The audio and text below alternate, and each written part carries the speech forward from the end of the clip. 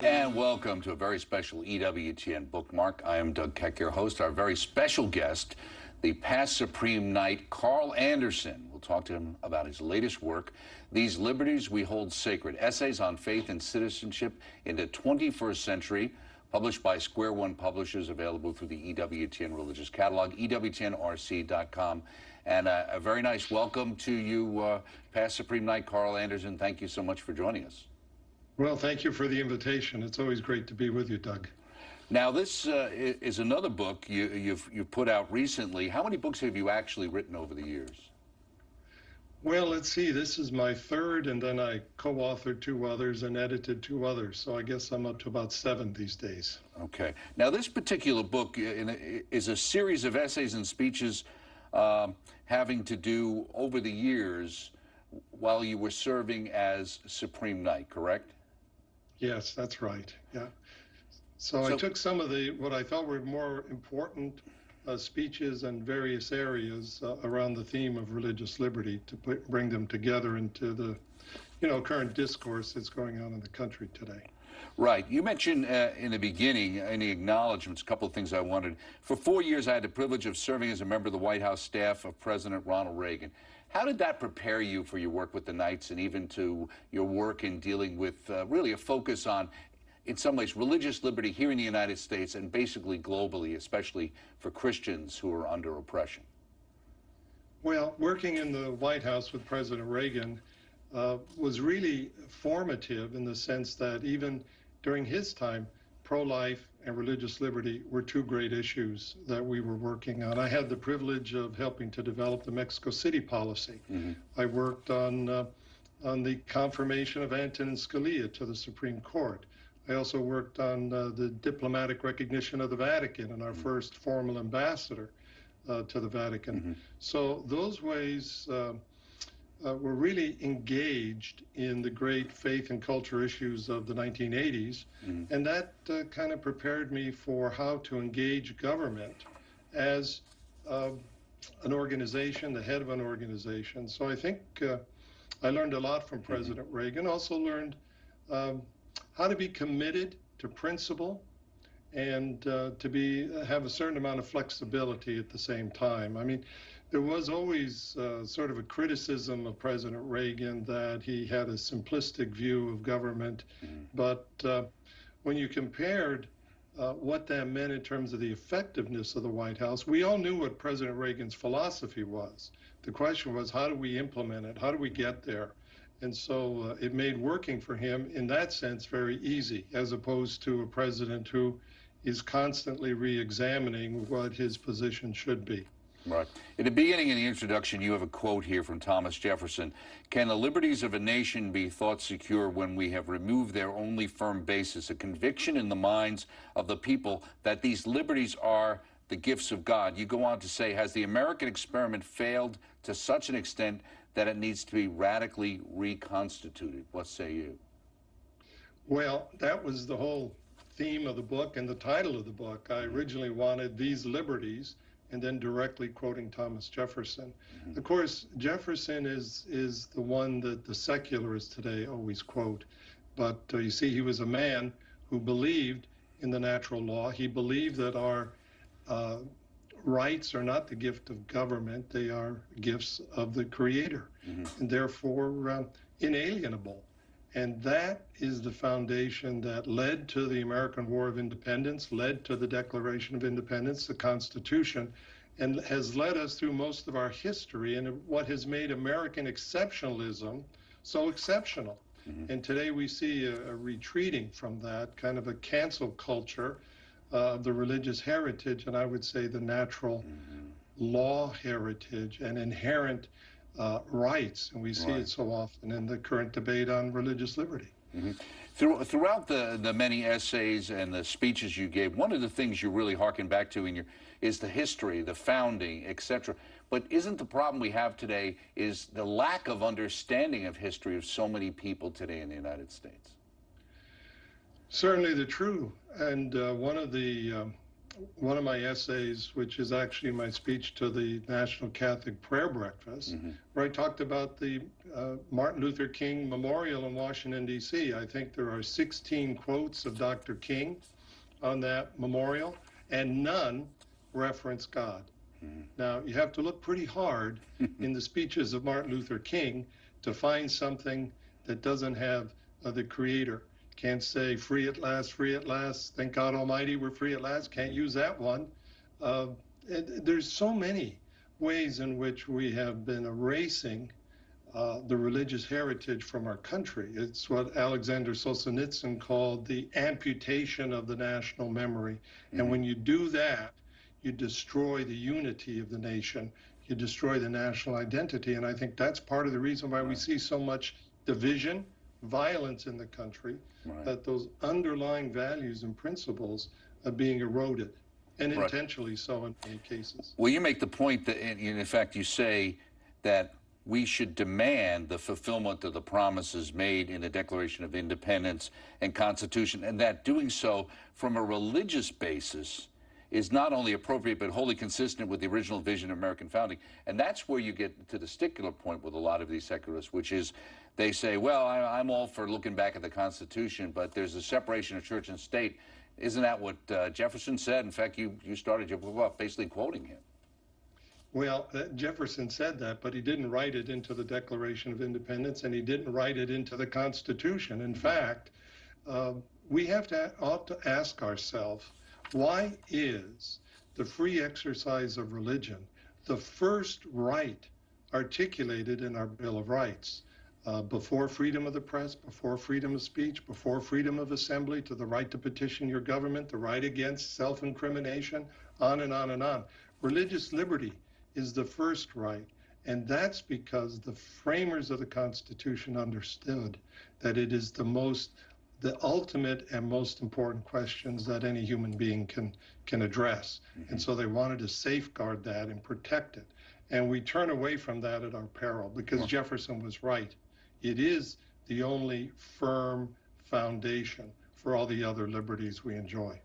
Right, you say, far from threatening to wall off faith from the public policy of the country as envisioned by some progressive secularists today, the country's founders saw faith as actually critical rather than undermining America's civic enterprise. Earlier you said the idea was not simply that the government was prohibited from imposing particularly denominational creed, but also that the government was only functional in a situation where it governed those who had religious and moral commitments. Well, that harkens back to John Adams' famous quote that this Constitution is only prepared for and can be enjoyed by a people of deep religious and moral conviction.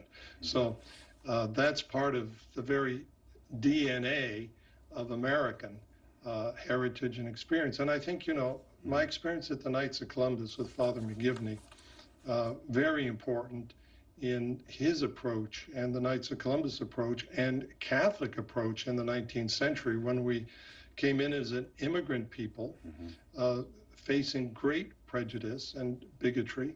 We could have retreated into a ghetto. Some religious minorities, some ethnic minorities did that. We did not as Catholics, and Father McGivney sort of, with the Knights of Columbus, in a way, led the way. He said, no, we're going to seize our religious liberty. We're going to make a difference in society. We're going to do it on principles of charity, unity, and brotherhood. And if you think about it, those are the kinds of values that bind society together in a humane way. When you turn your back on those, you end up with the kind of division and violence we're seeing today in America. So, very important, we protect what we value. And so it's important that Catholics make an authentic and strong witness in society to bring good values, good works into society. Well, hearkening back to the Massachusetts Knights of Columbus banquet in 1895, the statement was made, "We believe that the better Catholics we are, the better citizens we are also. Inspired by this spirit, we are tolerant of the opinions of others and demand like toleration from others." And that's where you get into this kind of going back to the know-nothings and the Klan attitude, which is that there's only a series of acceptable toleration, so to speak. You need to tolerate what I believe, but I have no reason that I have to tolerate what you believe. How did we end up here? Well, I think we ended up here by losing sight of what the framers of the Constitution knew was so important, and that is the sanctity of conscience and the interaction so that you have a critical discourse that helps you develop a critical conscience and a well-informed conscience. That's what we're seeing. Instead of critical thinking, we're seeing political correctness. So that is really, in many ways, contrary to the fundamental Christian insight of having an authentic relationship and seeking the truth. Now, you say each speech or essay in this book had a path for change in mind, rather than simply being a record related to particular moments in time. Therefore, I invite you to view this book as representing a belief in the promises made by our country's founding documents and a demand that these promises be kept, as you said earlier. Why did you differentiate with the idea of a path versus a record? Well, I use Dr. Reverend Martin Luther King. I already mentioned him once, but I use him as an example in the book of a Christian who actually changes society, looks at a promise made by the framers of our Constitution and the Declaration of Independence that we haven't met that. We haven't fulfilled that promise, but here's a path, a Christian path forward, not a path of violence, not a path of hatred or revenge, but a path, he talked about the courage to love and what a Christian change of society, building a society. Now, I think that has real meaning for Catholics today. We cannot say that Catholics today in America are less empowered than African Americans were in the 1950s, right? And look at the tremendous change they were able to lead the country toward because they were determined, they had great leaders, and they had Christian principles and a Christian path forward. If it had been just violence and hatred and revenge, it would not have built the kind of society that we have today. Right. And that's what I think is a good model for Catholics. We have tremendous things we can offer our society. We have to have the courage and the commitment to move forward in a Catholic Christian way. Now, you point out the book addresses areas simply not of great concern for American Catholics, but areas of great concern for the entire nation because of the great consequences that not addressing these issues are. We're seeing the results of some of that. We see the future. And you break it down into about 5 sections in the book itself. And the first section, as you alluded to earlier, is domestic, religious freedom, conscience, and secularism. And you talk about in one of those particular chapters, one of those talks, the next great awakening. What were you hoping for? Well, I had in mind what really has happened in the Catholic Church and our country since I would say the 1979 visit of St. John Paul II to America, and then the subsequent visits of Pope Benedict and Pope Francis. I was on the Mall in Washington in 1979 when John Paul II stood in front of the nation's capital, and he said, when life is assaulted, threatened before birth, we will stand up and say, that is not right. When the poor are disadvantaged and neglected, we will stand up and defend them. When marriages and the family. And as I listened to him, I said, this is a dramatic change. This is a tremendous dramatic change of what the church is going to mean in America, what Catholics are going to mean in America moving forward in the next several decades. So I think the next Great Awakening might not be a lot of big signs of it today, but I think if more Catholics take up that challenge, and it was repeated by Pope Benedict and by Pope Francis, to make an authentic witness on human rights, but also on these values like I've spoken earlier, charity, unity, brotherhood, we can have a great awakening. We've had it in our country before. Now, for many years, especially the Knights of Columbus, and I think something that you really spearheaded was in dealing with the pro-life movement and the machines that were sent to the various pro-life outlets to show people that, this really is a baby. That was one of the early ones that really, and then later on, it seemed like you also then focused greatly on what you have in Section 2, international religious freedom, and really dealing with, as you said, the Knights of Columbus was and continues to be a key advocate and charitable support for religious minorities, including Christians, but for other persecuted religious minorities there as well. Why did you see that as another important issue to deal with? Well, I think there's a tremendous connection between the witness being offered by persecuted Christians today around the world, especially in places like Iraq and Syria, other places in the Middle East, and now as we're seeing in places like Nigeria. Very important for us. It's not just Catholics, it's Copts, it's Orthodox Christians as well.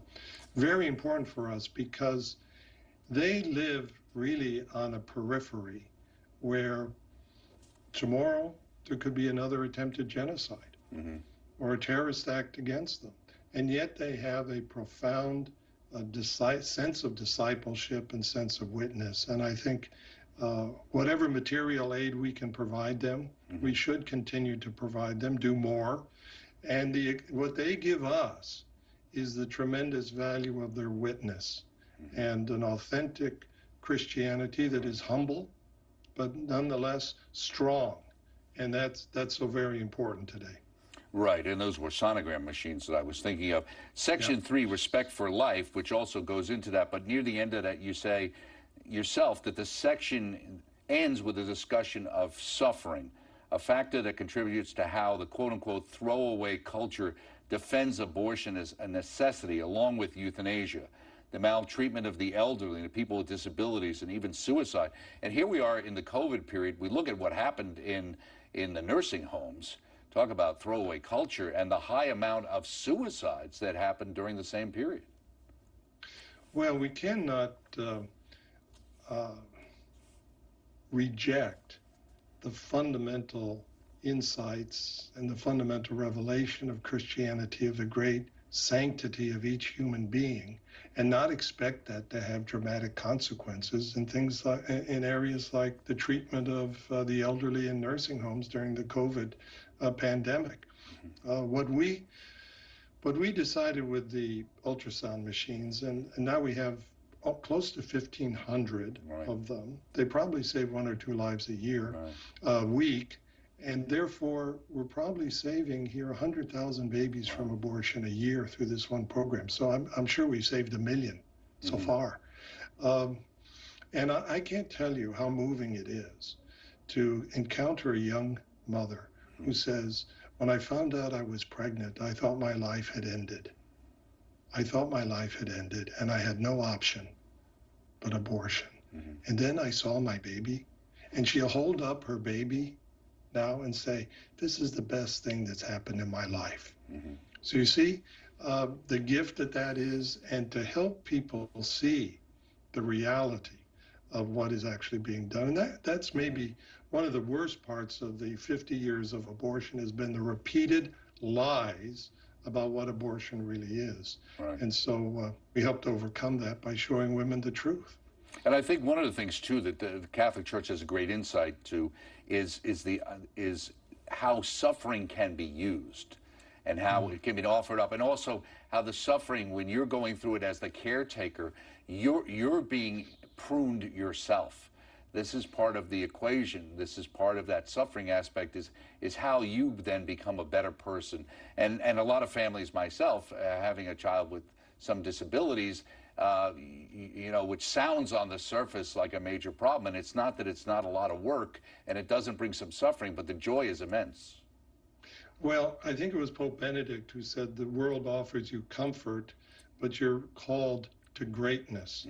And I think by that he doesn't mean you're going to make a big salary or be privileged in some way, but you're called to moral greatness, and that requires you to do things you would not do necessarily given your own choice. And the moral greatness that comes in doing that. And we saw that with Father McGivney's beatification, a tremendous miracle, which happened to a child uh, before birth, was discovered by an ultrasound machine, and was actually a boy who was suffering with Down syndrome. Right. And so you couldn't ask for a more pro-life signal Right. as to what building a culture of life for Catholics really means than that. Absolutely. In Section 4, transcending partisanship, speaking to the violent protest, election rancor, political polarity impasses for the last decade, you talk about a genuine civic involvement towards a change. Do you think it's possible, considering it seems like both sides are getting further and further apart, that bridging that gap seems to be more and more difficult? Well, it seems to me we have to, again, make an authentic Catholic witness, and we have to, a wise man once said, if you want to get something you haven't had before, you have to do something that you haven't done before. So I think we need to re-examine just how we relate to the various political parties and political candidates, and articulate a Catholic position. And instead of, well, maybe this party's a little bit more on balance Catholic position, or maybe in this election it's this party. Articulate what are our real priorities as Catholics, and then say, that's how we're going to vote. And if enough Catholics would do that, okay, maybe this year it's pro-life. Maybe next year or next election it's going to be immigration. But the current situation, we've been working on pro-life for 50 years. We've been working on immigration for almost as long a period of time. Where have we come up with a solution? We should have solved those problems by now. Catholics have the ability to do it, because no political party can suddenly lose 5 or 10% of the Catholic vote and win. Right. So you go into half a dozen key states and you flip 5 or 10% of the Catholic vote, no political party can stand that. Right. They may scream for one election, they may scream for 2 elections, but what party can consistently lose half a dozen senators, 25, 30 congressmen each election cycle, and continue on that path? They have to change. I think thinking a little bit more differently. Okay, Right. That's why I have an editor for my book. But you know, we need to reassess where we're going in the country and what kind of a contribution we can make as Catholics, and what we really stand for, and what we're going to say we're not going to stand for among various politicians. That doesn't mean you're being overly partisan. It means more, I think you're being prophetic. We have a responsibility to engage with every administration, with every government, but the terms on which we do so ought to be Catholic terms. Right. Now, in Section 5, the last section, Love in Society, you talk about the ideologies of the last 2 centuries is explored with a specific eye towards how they targeted the family. You go on to say the results of family breakdown on children, as well as more specific analysis of the material and spiritual contributions of grandparents, draw out these themes in concrete terms. Why was the family targeted? Well, I think it's targeted both by the libertarians on one side and by the socialists on the other side. Libertarians like John Stuart Mill argued, for example, that the family is a limiter on individual freedom, especially for men, and that they give up their freedom because they have responsibilities for their family. On the other hand, the socialists say the family is a principle of individuality.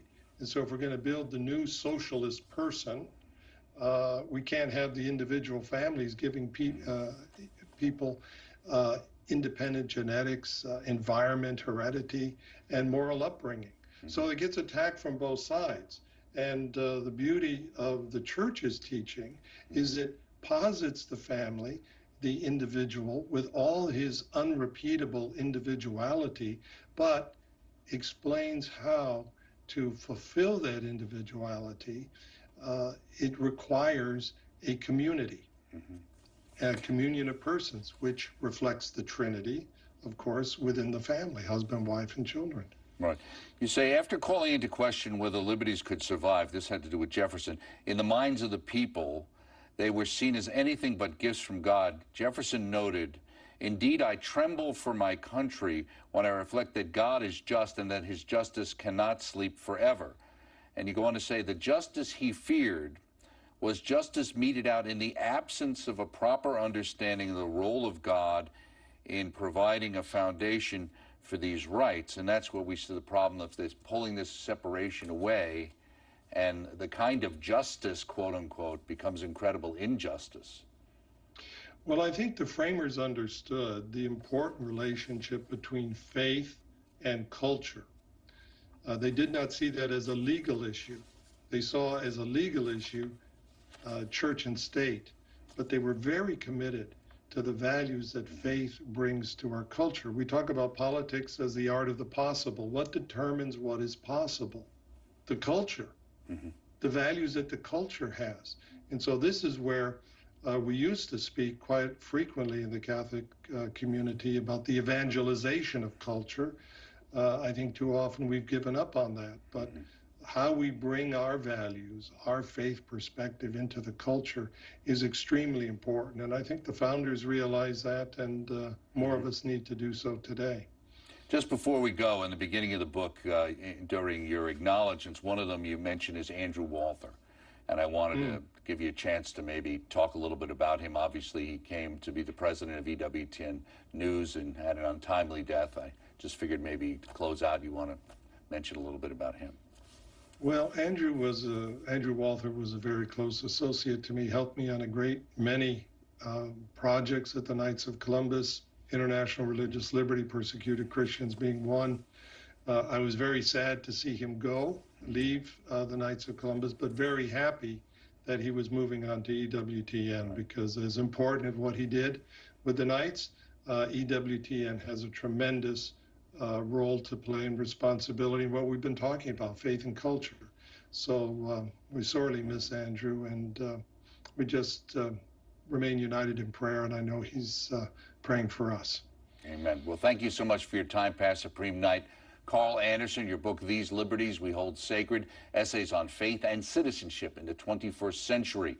A very interesting read, available through the EWTN Religious Catalog, EWTNRC.com. For all things Catholic, I'm Doug Keck. Thank you so much. We'll see you next time right here on Bookmark.